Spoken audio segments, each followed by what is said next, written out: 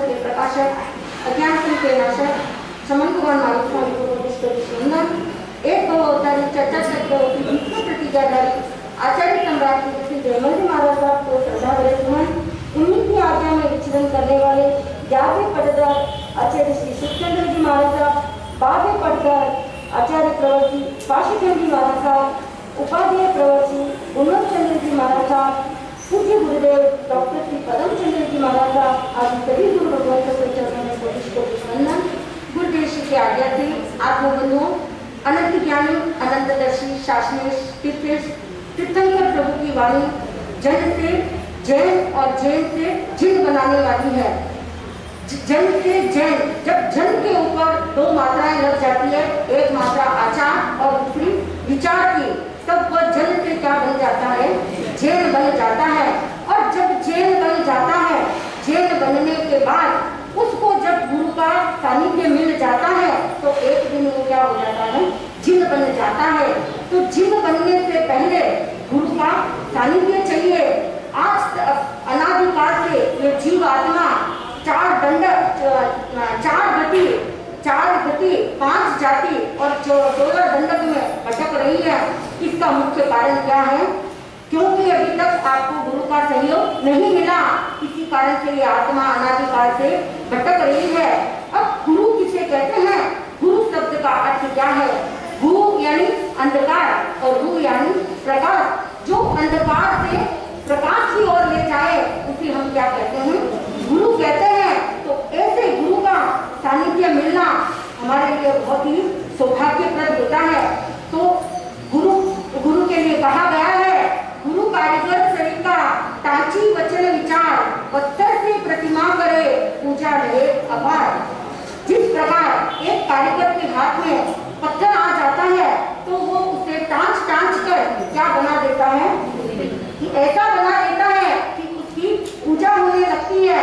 तो ठीक इसी प्रकार इस संसार में जो भव्य आत्माएं हैं, जो भव्य जीव है, जब वो गुरु की नजर में आ जाते हैं तब वो गुरु उन्हें अपने वाणी से, अपने ध्यान से उस आत्मा को निखार कर एक दिन उसी आत्मा को जन से क्या बना देते हैं? जिन बना देते हैं। ऐसे हमारे परिवार के ऊपर भी जब गुरुदेव डॉक्टर श्री पदम चंद्र जी महाराज साहब की नजर पड़ी तब उन्होंने हमारे पूरे परिवार को, जो संसार के कीचड़ में फंसा हुआ था, उस पूरे परिवार को उन्होंने अपनी ओजस्वी वाणी से और अपने बोध से हमारे पूरे परिवार को उस कीचड़ रूपी संसार से निकालकर आज ऐसे पुष्प के रूप में विकसित किया है, जो आज देश विदेश में चारों तरफ उसकी पुष्प की शोहरत को फैला रहे हैं। आज आपके समक्ष हम सब जो कुछ भी है वो किसकी देन है? डॉक्टर पदम चंद्र जी महाराज साहब की देन है। ऐसे गुरुवर का आज यहाँ पर दौड़ बालापुर में उनका 54वां जन्म दिवस का अवसर यहाँ आप लोगों को प्राप्त हुआ है। इस अवसर पर उन्हें हम खूब बधाई देते हैं।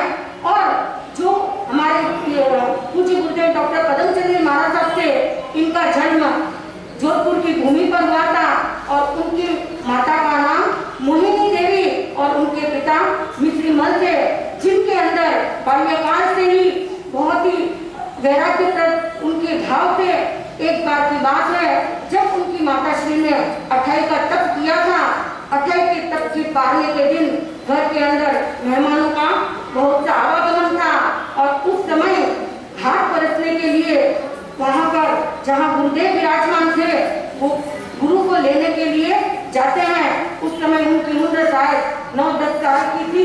वो कुछ भी ये सब चीजें नहीं समझते थे और भीड़ भाड़ में जब गुरुदेव वहाँ बोछड़ी लेने के लिए पधारे और सब लोग हाथ परसने के लिए उत्सुक थे, तो अचानक ऐसी भीड़ भाड़ में गुरुदेव का एक पात्रा वहीं पर वो भूल गए थे और चले गए थे।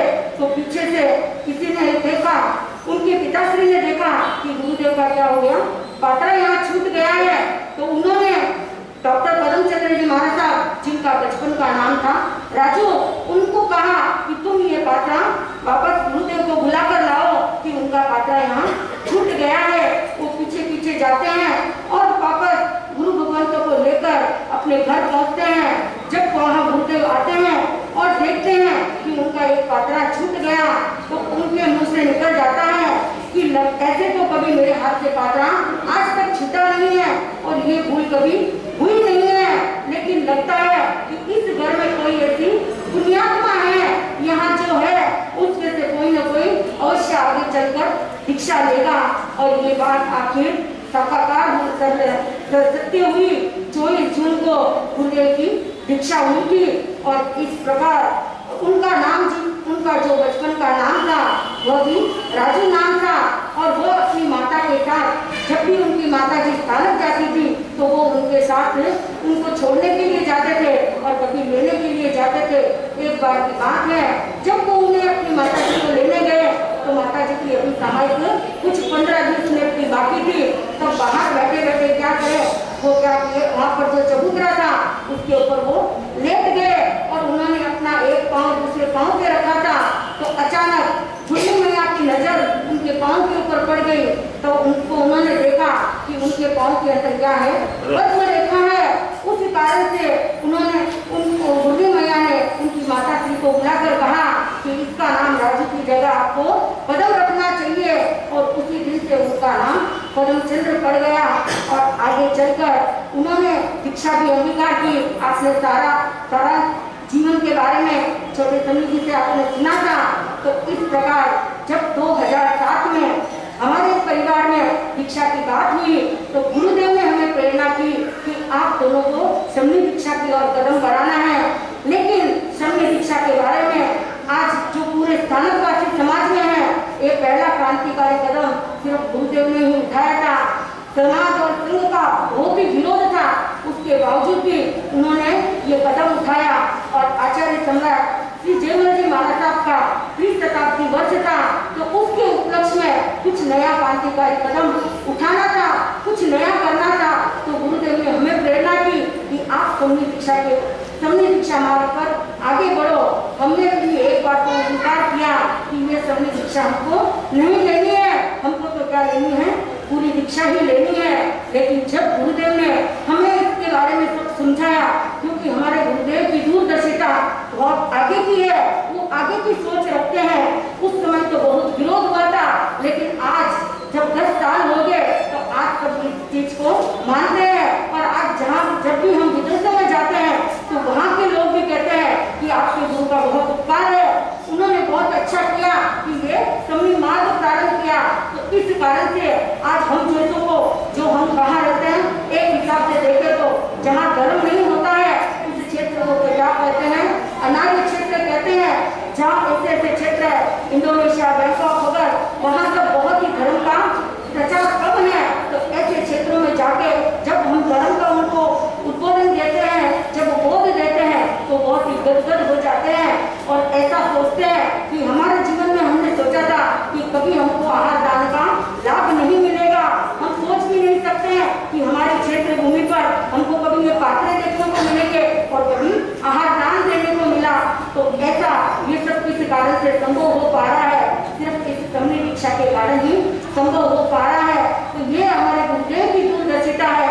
उन्होंने देखा कि पहले तो क्या हुआ था, राजस्थान से आप लोग क्या आए अपने पेट पालने के लिए, व्यवसाय के लिए, वहाँ से छोड़कर आप यहाँ पर शहरों में आए। और आज क्या हो रहा है, आपकी भावी संतान कहाँ जा रही है, शहर में होते हुए भी शहरों को छोड़कर कहाँ जा रही है, विदेशों में जा रही है। अगर विदेशों में वो जा रहे हैं तो अगर वहाँ पर उनको धर्म के संस्कार नहीं मिलेंगे तो क्या हो जाएगा, धर्म परिवर्तन हो जाएगा और जैन भी बनाकर नहीं रख सकेंगे। गुरुदेव की एक ही सोच है, वो हमेशा यही कहते हैं कि आप उतना ही समझो कि जैन को जैन बनाकर रखो, इसी के लिए हमको प्रयास करना है। ये जो अगर सानिध्य नहीं मिलता है तो क्या होते हैं, जैन से उनको जो सानिध्य मिलता है वो उसमें कन्वर्ट हो जाते हैं। और मैसूर का भी एक परिवार जो 18 सदस्यों का परिवार था, वह भी क्या हो गया, 18 के 18 पूरे क्रिश्चियन में बदल गए। तो ऐसा आजकल बहुत देखने में आता है। छोटे छोटे गांवों में जहाँ गुरु भगवत नहीं पहुँच सकते हैं तो वहाँ पर जो ये लोग होते हैं वो क्रिश्चियन धर्म में या अन्य धर्म में वो परिवर्तित हो जाते हैं। तो इस शमनी मार्ग के कारण आज हर देश के हर कोने कोने में पहुंचा जा सकता है और धर्म का प्रचार किया जा सकता है।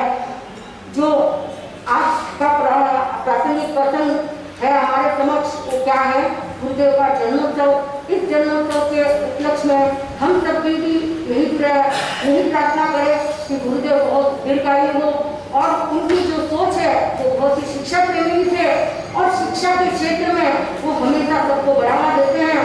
यहाँ तक कि जब मैंने दीक्षा ली तब मेरी उम्र 44 की थी और मेरे को पढ़ाई छोड़ के 25 साल 26 साल हो चुके थे, लेकिन उन्होंने मुझे वापस प्रेरणा करके एमए करवाया और कॉलेज भेजा। हम मद्रास यूनिवर्सिटी से कॉलेज के बाद रेगुलर दोनों कॉलेज जाते थे और 2 साल हम लोगों ने एमए की पढ़ाई की। मुझे कॉलेज भेजा, 8-10 दिन तो गई, फिर वापस आके मैंने कह दिया कि ये पढ़ाई मेरे से नहीं होती, मैं नहीं करना चाहती हूँ। गुरुदेव ने मुझे इतना ही कहा, कुछ नहीं, आप जाओ, कम से कम खाली पेपर में अपना नाम तो लिख के दे सकते हो, अब उसके आगे मैं क्या कहूँ। मैंने कहा ठीक है, और फिर मैं जाते जाते 2 महीने के बाद मुझे इंटरेस्ट पढ़ाई में आया और मैंने पढ़ाई करके आज एमए कर लिया। आज मुझे बहुत खुशी होती है, मैंने गुरुदेव की बात सुनी और मानी तो मैं आज कहाँ तक पहुँच गई। अगर उस समय मैं इनकार कर देती तो मैं वहीं की वहीं रह जाती। तो आप भी अपने जीवन में कभी भी आपको गुरु भगवान, आपके गुरु जो भी आपको कहते हैं, उस समय हमें क्या होती है, समझ नहीं होती है, हम उनके इशारों को समझ नहीं सकते हैं, उनकी जो दूरदर्शिता को हम देख नहीं सकते हैं, लेकिन हमें अपने गुरु के ऊपर क्या होनी चाहिए, अटूट श्रद्धा होनी चाहिए, अटूट भक्ति होनी चाहिए कि गुरु जो कह दिए उसके लिए हमको किंतु परंतु कुछ भी सोचना ही नहीं है। अगर उन्होंने कह दिया तो हमको क्या है, करना ही है। आपके अंदर सामर्थ्य है या नहीं ये हमको सोचना नहीं है, क्योंकि अगर उन्होंने कह दिया तो वो निश्चित रूप से होगा। ऐसा अटूट श्रद्धा आप सब भी अपने मन में जगाए और जब भी आपको गुरु कहते हैं तो उस बात को आप सहर्ष स्वीकार करें, क्योंकि गुरु की आज्ञा में ही परमात्मा की आज्ञा है। तो ऐसे आप लोग सभी गुरुदेव के चरणों में वंदन करते हुए बधाई